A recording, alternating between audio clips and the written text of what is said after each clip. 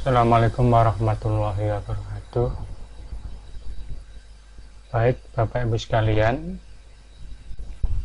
ini terkait dengan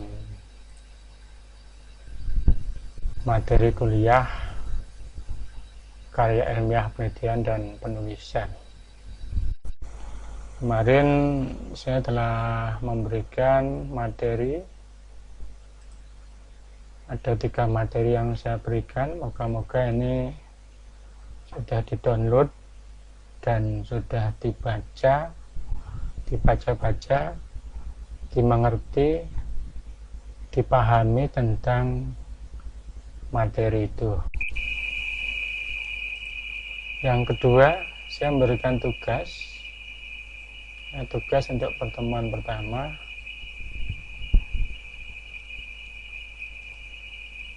Untuk mata kuliah saya, dulu seingat saya mahasiswanya ada 26. Sekarang yang sudah daftar ada 23. Dari 23 yang sudah mengumpulkan tugas ada 20. Soalnya ada 21, tapi yang satunya ini Bu Nevi ini salah meletakkan gitu aja sehingga tidak muncul di sini. Nah, dari tugas-tugas ini sudah saya rekap, ada hasil tugas yaitu ini. Nah, ini sudah saya rekap judul-judulnya. Saya ingin sebelum membahas lebih lanjut, ingin menyampaikan tentang proses penelitian.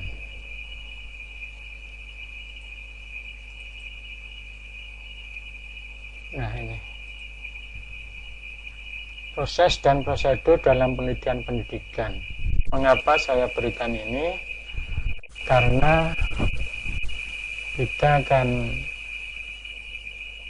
ada dalam bidang ilmu pendidikan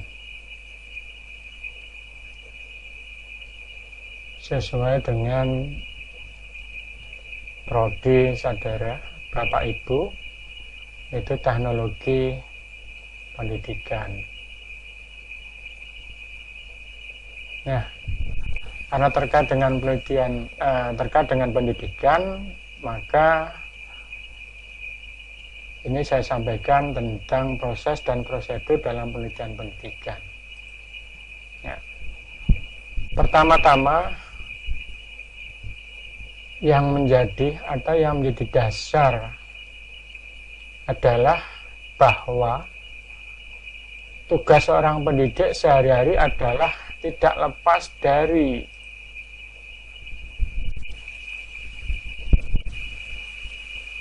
atau berperan sebagai pengambil keputusan dalam hal merencanakan pengajaran, membimbing atau mengajar, mengorganisasi, mengelola, dan lain-lain, sampai dengan mengevaluasi,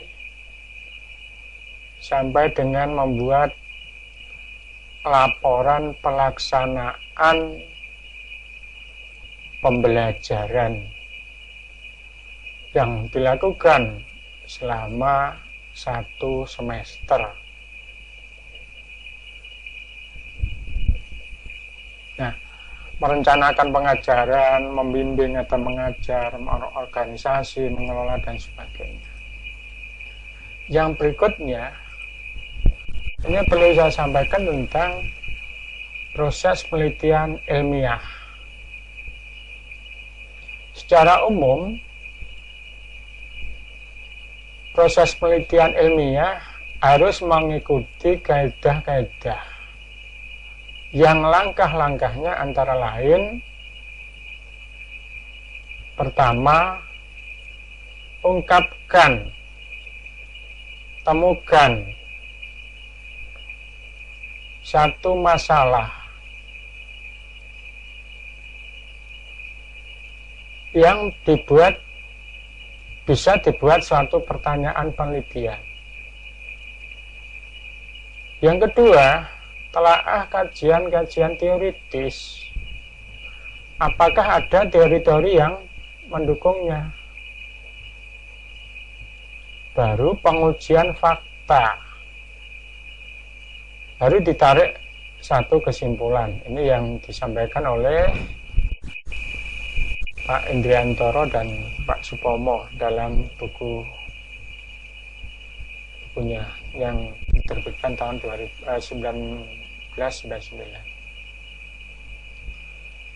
Yang berikutnya, proses penelitian. Bahwa penelitian itu merupakan suatu siklus.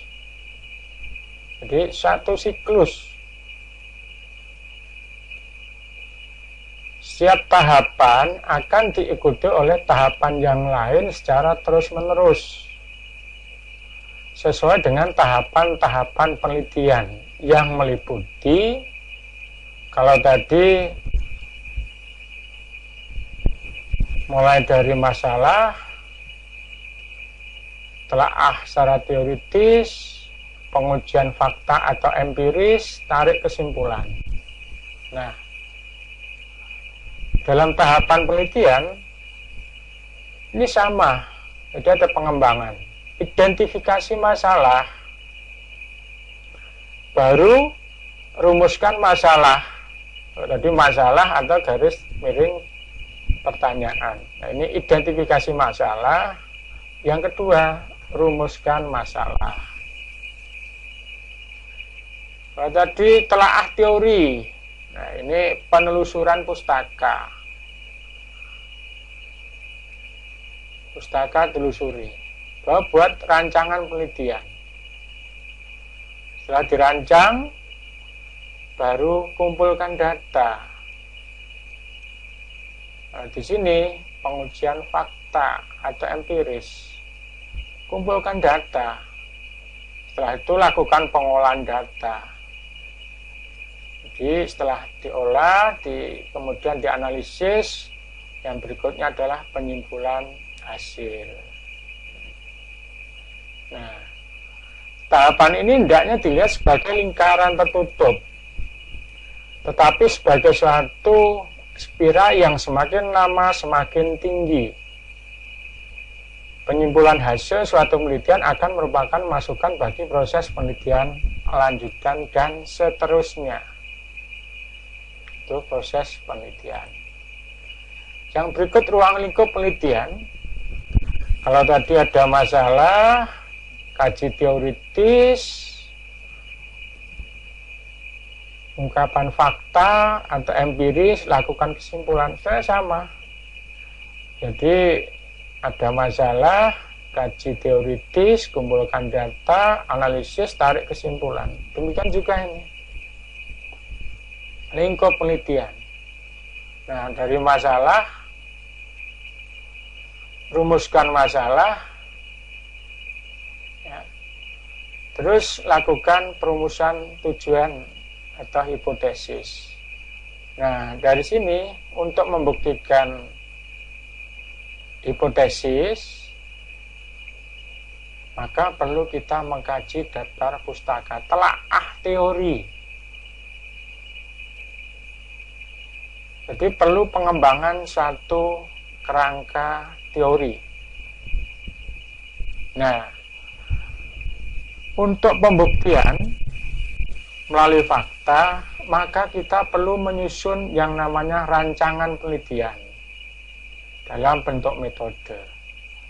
Penentuan desainnya apa, teknik pengumpulan atau penentuan sampelnya apa, teknik pengembangan instrumennya seperti apa, teknik pengumpulan datanya, teknik analisis. Baru setelah itu dilaksanakan satu penelitian. Nah, setelah dilaksanakan, kita baru menyusun laporan penelitian. Nah, tugas saya adalah di sini. Di penulisan karya ilmiah penelitian dan laporan. Nah, namun bagaimana kita menyusun satu penelitian. Saya yakin ini sudah disampaikan dalam mata kuliah metodologi penelitian, baik kuantitatif maupun kualitatif. Disingkat, sebetulnya langkah berpikir ilmiah itu hanya seperti ini: masalah, ajukan hipotesis, verifikasi data, tarik kesimpulan. Hanya ini sebetulnya langkah berpikir ilmiah. Nah, ya, yang berikut, nah seperti ini. Langkah berpikir ilmiah itu merupakan gabungan pendekatan deduktif dan pendekatan induktif. Ya, saya tulis masalah, hipotesis, metodologi penelitian atau rancangan, kumpulkan data, tarik kesimpulan. Nah, data untuk menguji hipotesis. Nah, langkah-langkah itu ini: konseptualisasi masalah, berpikir rasional dan teoritis atau telaah teori, pengumpulan dan seleksi data, analisis untuk menguji hipotesis, baru ditarik satu kesimpulan dan interpretasikan hasil-hasil penelitian. Berikut untuk judul penelitian. Unsur judul penelitian itu terdiri dari satu jenis atau metode atau pendekatan penelitian, dua objek atau variabel penelitian, tiga subjek penelitian sebagai unit analisis, tempat pelaksanaan penelitian, waktu pelaksanaan penelitian. Dari 5 unsur ini, yang terpenting, yang harus diutamakan dulu adalah penentuan yang ini. Urutannya 1, 2, 3, 4, 5. Nah, untuk 4, 5 itu ditulis boleh, tidak ditulis boleh. Apalagi yang kelima. 5 tidak perlu dituliskan itu. Hanya nanti dalam batasan saja. 4 boleh tulis, boleh tidak. Ya. Tapi nomor 2 itu satu keharusan. Karena urutan pertama dalam penentuan, baru itu setelah temukan variabel yang kita kaji dari masalah-masalah penelitian yang sudah diidentifikasi, kita pilah, ambil variabel yang kita sendiri tertarik, up to date, ada teori, dan kita menguasainya. Nah, baru setelah itu tentukan jenis penelitiannya atau pendekatannya. Setelah itu subjek penelitian yang ketiga, ini mudah, ini menentukan itu akan dilakukan penelitian pada siapa, tempatnya di mana. Nah, variabel pendidikan banyak sekali. Ini dari awal nih, sudah saya susun dari tahun 98 ini. Dalam buku saya sudah ada. Dari kurikulum, bimbingan, metode pengajaran, model pembelajaran, media pengajaran, kreativitas guru. Banyak sekali yang mempengaruhi Y. Ya. Nah, berikutnya. Nah, karena ini sudah S2, untuk variabel itu usahakan lebih dari 2 untuk X-nya. Sedang Y-nya bisa 1 atau juga bisa 2. Tapi lebih mudahnya usahakan 1 saja untuk Y. Karena nanti saudara harus dihadapkan dengan penelitian analisis jalur. Nah, seperti ini, X1 dan X2 terhadap Y. Ya, kalimatnya seperti ini. Pelaksanaan X, nah, implementasinya terhadap Y. Pelaksanaan X1 dan X2 terhadap Y. Analisis X1 terhadap apa? Pengembangan X terhadap peningkatan. Nah, kalimat-kalimat itu mesti harus ini. Analisis, studi, deskripsi, perbandingan, atau eksploratif, ya, eksplanasi, pengaruh, hubungan, peranan, efektivitas, pemanfaatan. Nah, seperti ini kalimat. Nah, ya. Kalau ini judul PDK yang sering karena kita terkait dengan pendidikan. upaya peningkatan J melalui X, peningkatan J melalui X, ya. Peningkatan J melalui X1 dan X2, penerapan X1 dan X2 dalam peningkatan J, efektivitas X1 dan X2 dalam peningkatan J,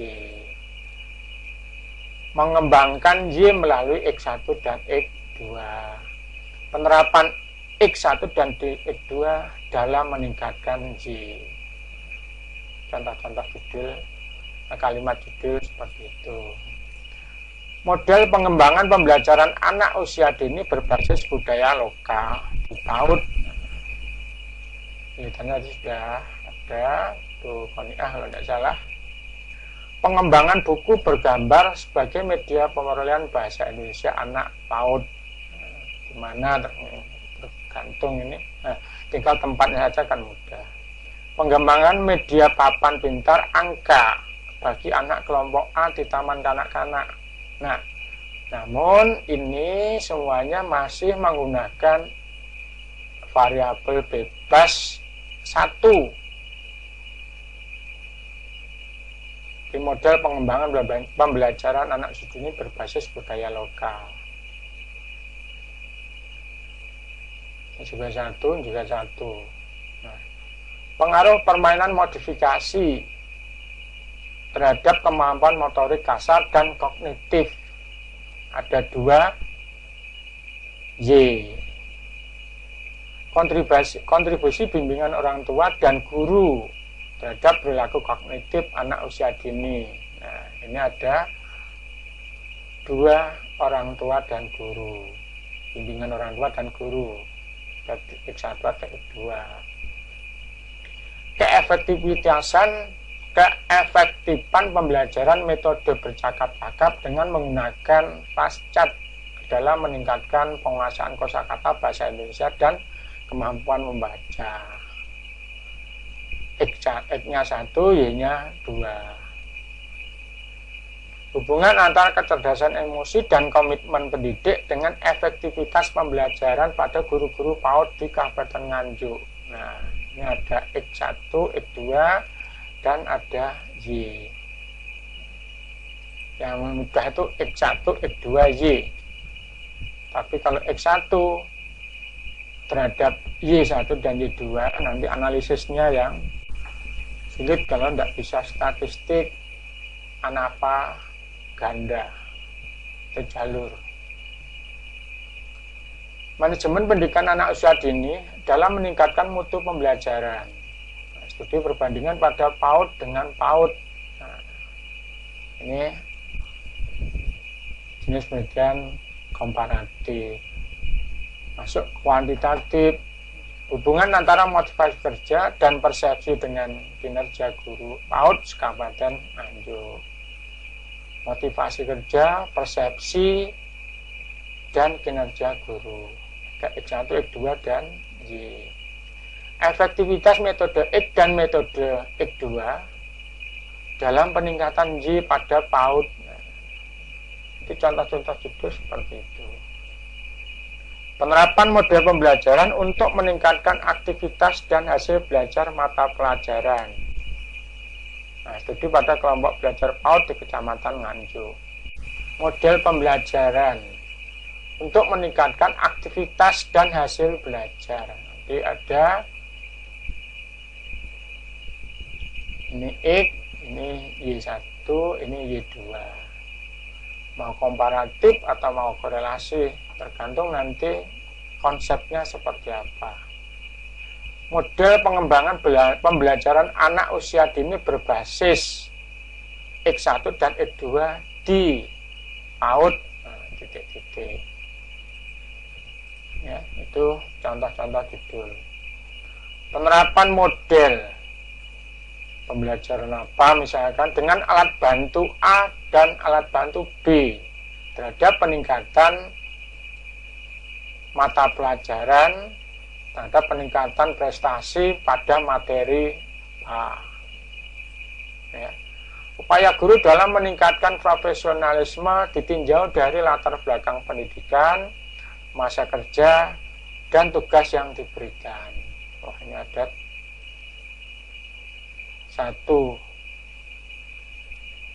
Y, profesionalisme ditinjau dari X1, X2, dan X3.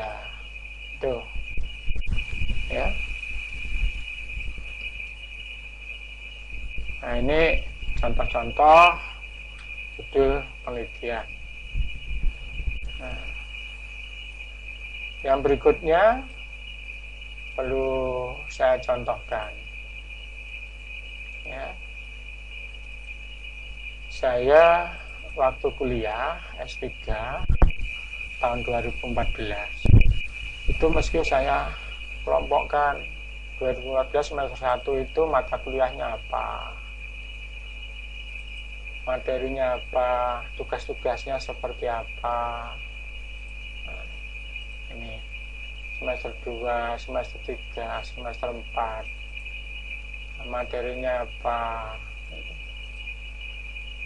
semester 6, semester kelima mulai membuat proposal. Ini sudah membuat penelitian dan semester ke-6 tahun ketiga ya. Nah, saya dalam membuat disertasi awalnya itu seperti ini. Dari kuliah, disertasi saya. Pertama-tama saya membuat satu konsep dari hasil kajian terhadap suatu masalah. Nah, dari situ saya buat satu konsep. Ya. Konsep pertama seperti ini. Karena saya ingin meneliti tentang perilaku kerja prestatif, inovatif, dan produktif waktu itu. Ternyata mengalami satu kesulitan. Akhirnya saya buat lagi seperti ini. Ya. Perilaku kerja. Perilaku kerja nanti terdiri dari prestatif, inovatif, produktif. Begini konsepnya. Nah, dari konsep-konsep ini akhirnya mengerucut. Jadinya seperti ini. Perilaku produktif. Perilaku kepemimpinan, hubungan sosial, kesejahteraan, lingkungan kerja. Yang tadinya ini. Ya. Akhirnya mengerucut ini. Begitu terus sampai pada akhirnya adalah nah ini, yang saya lakukan judul saya ya. Ini membuat judul dengan peta konsep seperti ini karena harus mendasarkan hasil telaah teoritis yang akan dijadikan sebagai dasar teori untuk memperkuat hubungan antar variabel dalam penelitian ini. Berikutnya nanti jadinya seperti ini. Ada variabel antesiden, intermediasi, variabel terikat atau konsekuensi sebagai manifestnya, variabel antara. Kalau saudara cukup 1, 2 langsung ini, 1, 2 ini. Jangan ini, kalau masih 1, 2 ini masih skripsi itu tingkatannya S1. Kalau S2 sudah belajar X-nya 2, Y-nya 1, atau X-nya 1, Y-nya 2. Ya, ini konsep saya dulu. Nah, ini konsep pendukung masih sama ya.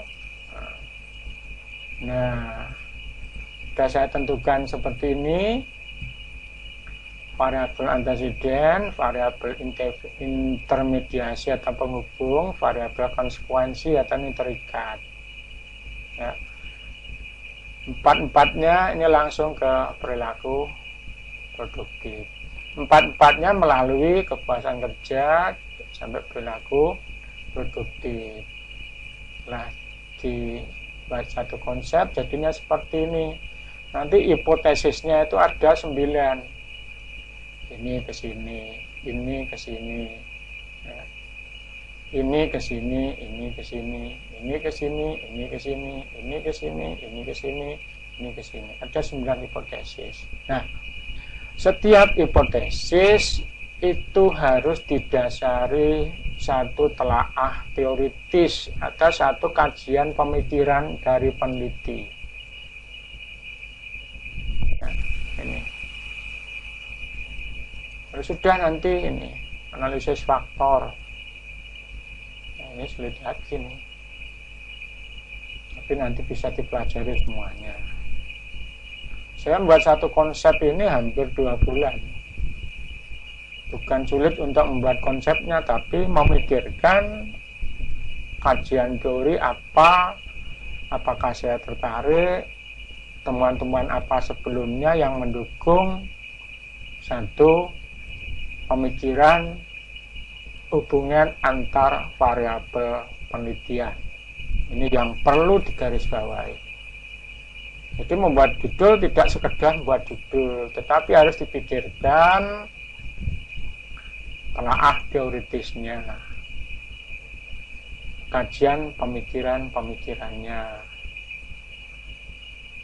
Semuanya itu untuk atau dijadikan dasar di dalam merumuskan hipotesis untuk penelitian kuantitatif. Nah, setelah itu baru kita memikirkan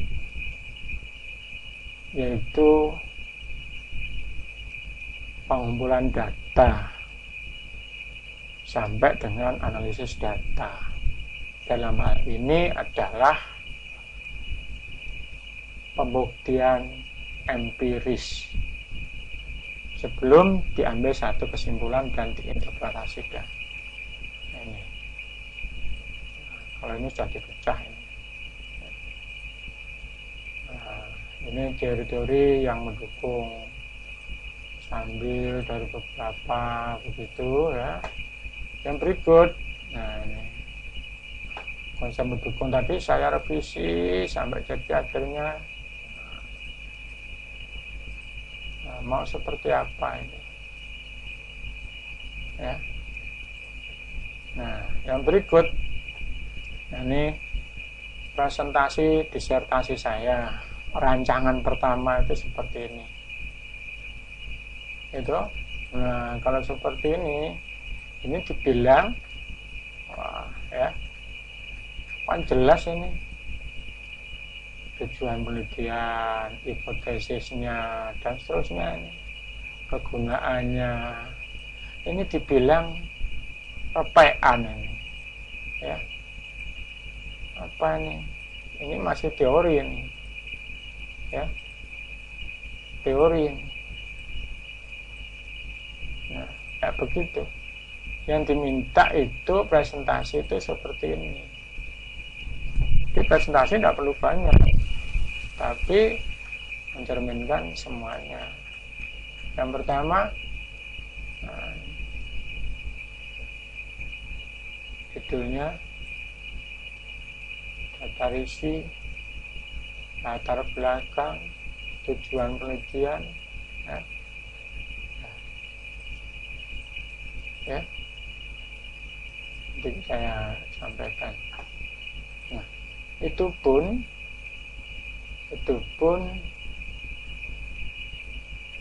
masih kurang bagus karena masih banyak tentang halamannya. Nah, akhirnya dari beberapa halaman tadi dalam presentasi itu jadinya ini yang awalnya itu ini sebanyak ya, banyak sekali, ini masih saya tingkat lagi, akhirnya jadi ini. Nggak perlu banyak-banyak presentasi itu, judulnya, latar belakangnya, konsepnya ya, konsepnya, hasilnya. Nah, satu konsepnya di sini saya seperti apa itu ya, konsep pemikirannya ini yang saya teliti ya.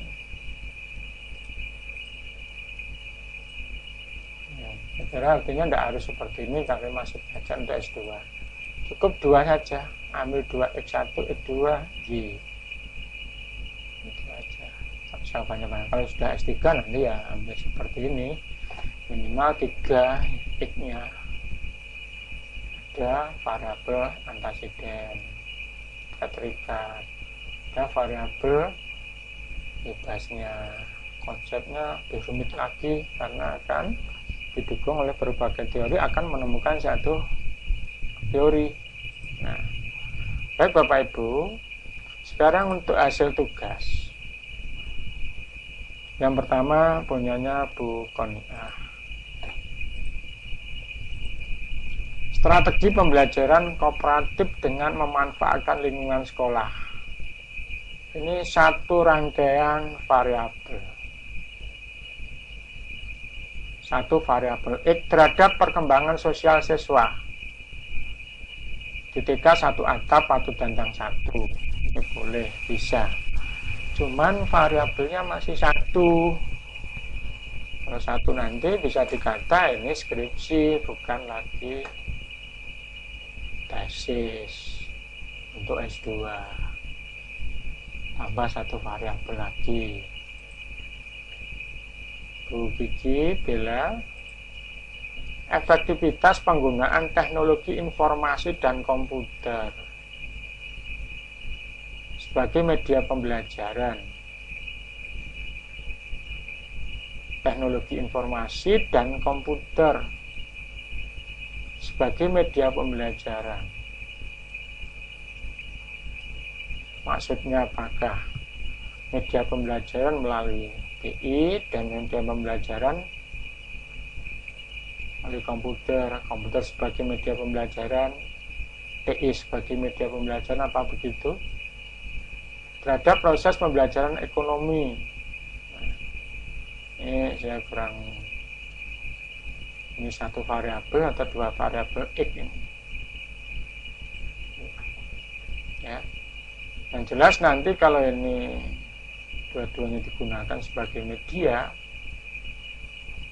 ini adalah komparatif, satu menggunakan TI, satu menggunakan komputer. Yang dimaksud TI itu apakah internet itu? Ini perlu penjelasan.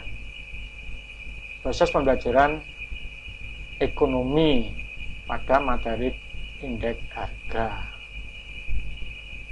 di SMA, SMK Negeri 2 Nganjuk itu saya boleh, tidak usah ini tambahin. Jadi untuk unsur kelima, waktu itu tidak perlu, bisa tidak ditulis, ini memperbanyak judul aja, tapi diberikan pada batasan. Yang berikut Bu Naila Rohmah, pengaruh model pembelajaran sentra pasar terhadap pengenalan konsep uang dan kemampuan berbicara di taman kanak-kanak. Nah ini ya, model pembelajaran sentra terhadap pengenalan konsep uang dan kemampuan berbicara. Ini apakah jenis penelitian korelasi atau komparatif? Kalau komparatif nanti hasilnya yang dibandingkan, hasil pengenalan konsep uang dan hasil kemampuan berbicara, itu yang dibandingkan. Tapi kalau penelitian korelasi, nah bagaimana mengukur model pembelajaran sentra pasar?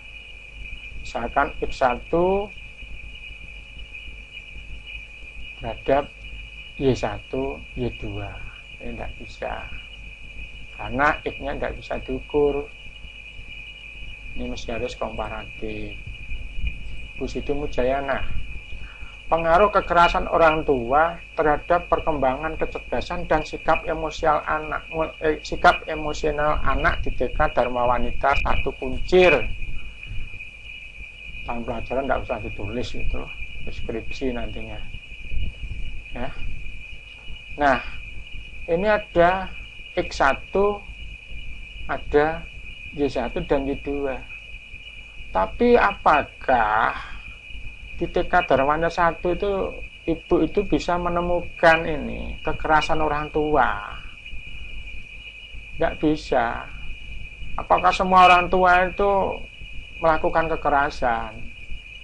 Tolong jangan mencari variabel yang kita sendiri tidak bisa memperolehnya. Penelitiannya jadi bias. Tidak boleh dipaksakan, bisa dianalisis. Barang mati aja kok statistik itu bisa dianalisis, tetapi bias. Karena kita memaksakan, sebenarnya kita tidak ada kekerasan orang tua. Misalkan di situ ada 30 anak, diteliti apakah semua orang tua dari 30 anak itu melakukan kekerasan. Nah, tidak bisa. Tolong ini diganti yang lain. Yang berikut, ini Bu Sri Sukarti, pengaruh dongeng bertema sosial terhadap tingkat empati anak dan kecerdasan emosional. Nah, ini kalau mau dilakukan korelasional, dongeng bertema sosial, kan nanti ada X1, Y1, Y2. X-nya pengaruh dongeng bertema sosial. Nah, ini diperoleh data dari mana? Tanggapan dari anak atau siapa? Ada ukurannya di sini adalah anak. Nah, yang bisa diukur adalah akibat dari ini. Akibat dari dongeng bertema sosial. Nah, yang diukur adalah tingkat empati anak dan kecerdasan emosional setiap anak yang diteliti. Nah, ini komparatif. Ya, komparatif, bagaimanapun ini komparatif. Nah, sih mengarah ke skripsi ini. Booster peranan bahasa ibu dalam meningkatkan kemampuan berbahasa melalui kegiatan menceritakan gambar yang dibuat sendiri oleh anak. Wah, ini kelihatan kalimat sudah sepanjang ini. Peranan bahasa ibu dalam meningkatkan kemampuan berbahasa melalui kegiatan menceritakan gambar yang dibuat sendiri. Bagaimanapun ini ada 2 variabel. Ya. Amelia Tri Mariana, upaya peningkatan 6 aspek perkembangan anak usia dini melalui permainan pada kelompok B. Rata-rata masih menggunakan hubungan antara 2 variabel. Ini pengaruh pelibatan orang tua siswa dalam penanaman pendidikan karakter mencintai kebersihan dan lingkungan melalui metode pembiasaan membuang sampah.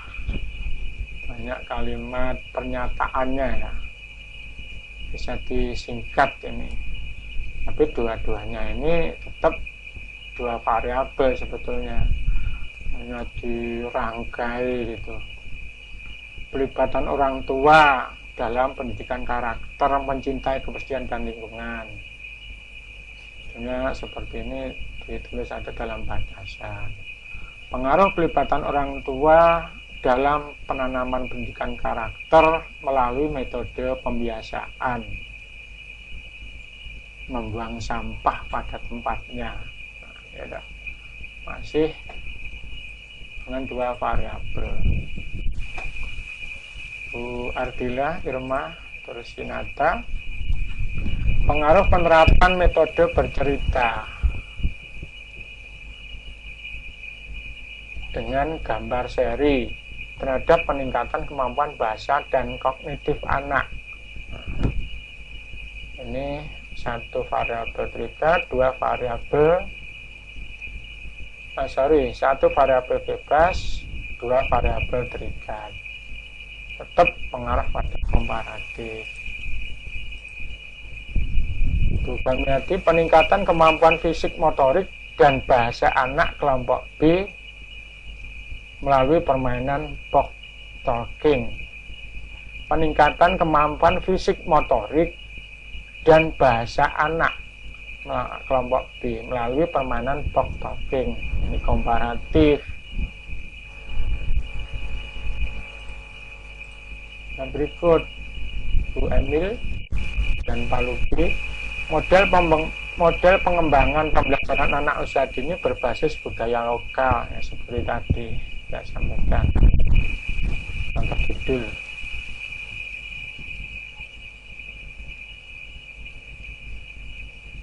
Ini penelitian pengembangan. Model pengembangan belajar anak usia dini berbasis budaya lokal. Bisa ke kualitatif, tapi cenderung pengembangan saja lebih mudah. Mas Faisal, pengaruh minat menjadi guru dan praktik pengalaman lapangan. Yang diukur adalah minatnya dan hasil PPL terhadap kesiapan mengajar mahasiswa calon guru.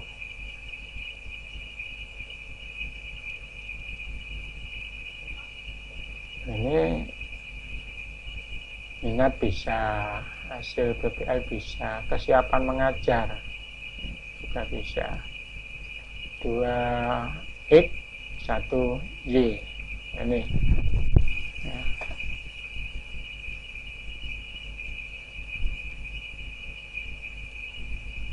Di video yang mudah saja seperti ini, X1 X2Y. Yang berikut, Bu Francisca, peningkatan kualitas guru melalui penggunaan metode pembelajaran untuk meningkatkan aspek perkembangan bahasa anak usia dini. Peningkatan kualitas guru melalui penggunaan metode pembelajaran. Yang ditingkatkan siapa ini? Peningkatan kualitas guru melalui penggunaan metode pembelajaran untuk meningkatkan aspek perkembangan bahasa anak loh. Jadinya anak awalnya peningkatan kualitas guru. Tolong ini harus diluruskan.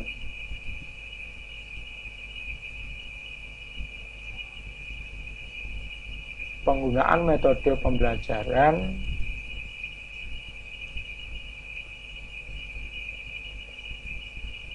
terhadap peningkatan aspek perkembangan bahasa anak. Metode pembelajaran apa dan apa gitu. Indriati, analisis faktor-faktor yang berhubungan dengan angka terjadinya diare. Tuh. Tolong penelitian kriteria untuk pengambilan variabel atau objek penelitian. Yang pertama, harus ada telaah pustaka, kajian teori, teorinya itu ada. Dua, kita sendiri tertarik, masalahnya juga up to date, sesuai dengan bidang ilmu. Kalau ini terjadinya di hari, kita ngajar di, maaf Bu Indrianti, ini backgroundnya itu kesehatan, perawat atau bidan, atau mengajar di PAUD atau Dikdas, yang saya belum tahu. Kalau mengajar pendidikan, misalkan jangan ini, Kalau backgroundnya memang kesehatan boleh, kita sendiri nggak menguasai, jangan. Yang berikut, Bu Ira Setianingsih, penerapan senam otak brain game dalam peningkatan terhadap dalam peningkatan kemampuan motorik, jangan ditulis peningkatan terhadap peningkatan kemampuan motorik halus dan motorik kasar melalui penerapan senam otak atau brain game. Ini nih, penerapan senam otak dalam peningkatan kemampuan motorik terhadapnya bilangkan. Nah, ini ada 2 variabel terikat. Rata-rata ini komparatif. Yang berikut, Bu Iswatun Hasanah, pengaruh media permainan tradisional dakon terhadap kemampuan berhitung dan kemampuan sosial emosional. Ini rata-rata.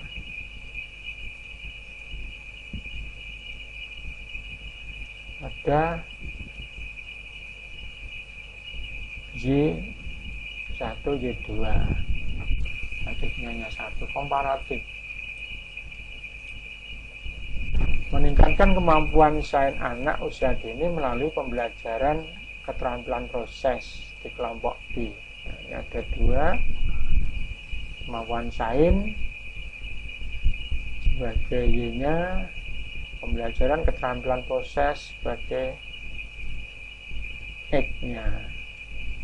Ya, nanti kalau mau korelasinya seperti apa? X1-nya tidak bisa diukur pembelajaran keterampilan proses. Data X1 tidak ada. Ini bisanya PTK. PTK 1 minus 2 boleh saja. Tapi yang betul-betul tingkat ketajaman dan telaah teoritisnya betul-betul. Keefektifan kegiatan mengajar bebas, Bu Naila, keefektifan kegiatan menggambar bebas untuk meningkatkan kemampuan bercerita dan kemampuan menulis. Nah, ini X1, Y1 dan Y2. Efektivitas bisa diukur, peningkatan kemampuan bercerita bisa diukur, kemampuan menulis bisa diukur. Nah, jadi nantinya gambarnya X1, Y1, Y2. Berikut Pak Rus. Nah, ini masih detail Pak Rus, belum ke rumusan masalah. Ini kata bagaimana ini harus dihilangkan. Pengaruh video pembelajaran dalam meningkatkan perkembangan bahasa dan kognitif anak.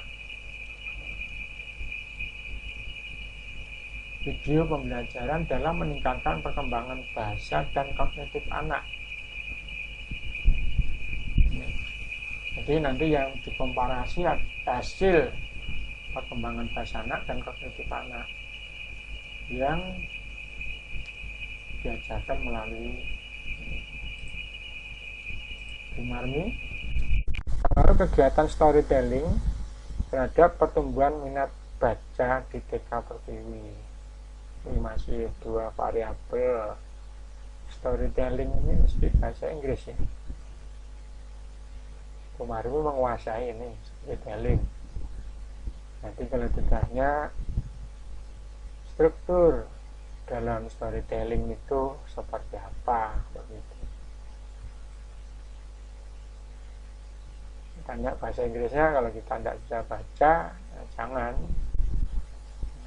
Yang berikut, Bu Nevi, pengaruh stimulasi motorik dan sensori terhadap peningkatan kemampuan kalistung. stimulus motorik dan sensori. Yang penting dua-duanya ini bisa diukur dan bisa mengukur. Nah, bisa diukur dan bisa mengukur, tinggal alat ukurnya seperti apa untuk mengukur stimulasi motorik dan sensori. Kalau peningkatan kemampuan kalistung, tinggal dilihat bagaimana membacanya dan berhitungnya. Yang satu, yang kedua belum ada. Jadi tolong jadi guru itu Bapak Ibu bisa mengkaji ulang. Nanti Bapak Ibu saya sampaikan materi-materi ini, ya, saya berikan. Nah, itu Bapak Ibu, ya. Kemudian nanti kapan bisa kuliah dengan tetap muka langsung. Kalau tidak bisa, insya Allah minggu depan kita lakukan dengan Zoom. Bapak sekalian, untuk pertanyaan-pertanyaan bisa disampaikan melalui komentar di bawah materi nanti. Demikian, Assalamualaikum warahmatullahi wabarakatuh.